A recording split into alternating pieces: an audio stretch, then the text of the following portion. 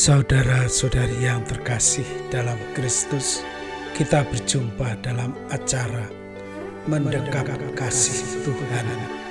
Renungan singkat bagi saudara-saudari yang sedang menderita sakit, baik yang dirawat di rumah sakit maupun di rumah sendiri, dirawat bersama keluarga.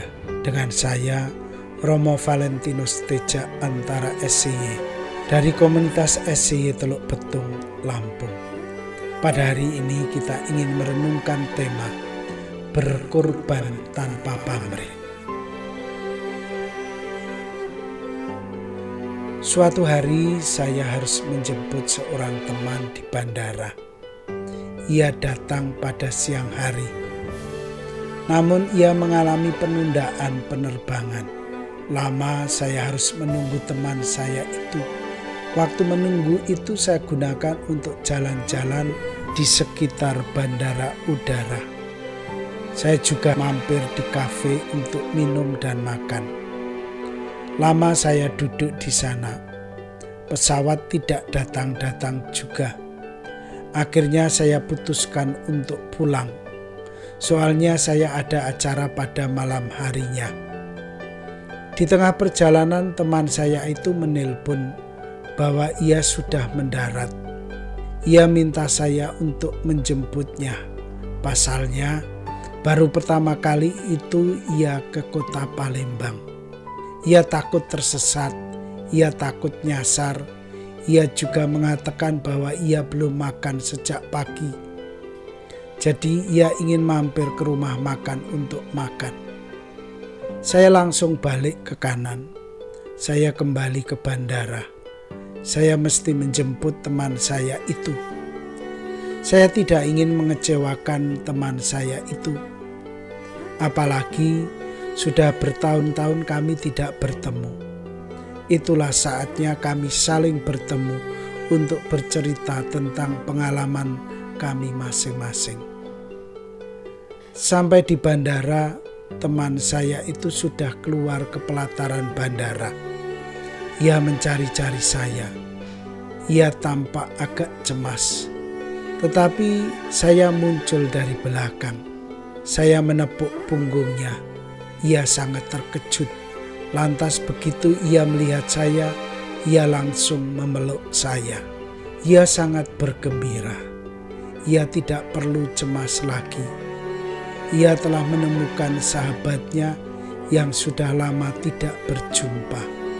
Kegembiraan menjadi bagian dari hidupnya malam itu.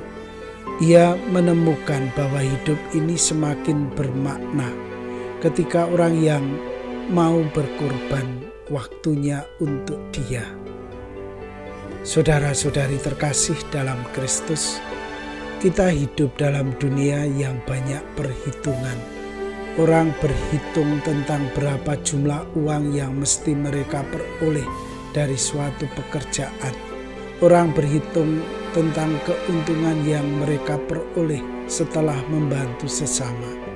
Orang ingin agar apa yang dikorbankannya memperoleh kembali gantinya. Tentu saja situasi seperti ini sering membuat relasi antar sesama menjadi renggang. Orang terlalu memperhitungkan korban yang telah dikeluarkannya. Orang memiliki pamrih yang begitu besar terhadap sesamanya. Pertanyaannya, sejauh mana peranan iman dalam kehidupan sehari-hari?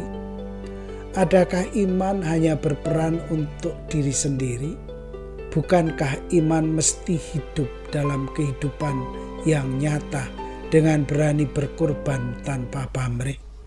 Saudara-saudari terkasih, sebagai orang beriman, kita mesti berani mengorbankan hidupnya bagi kebahagiaan sesama.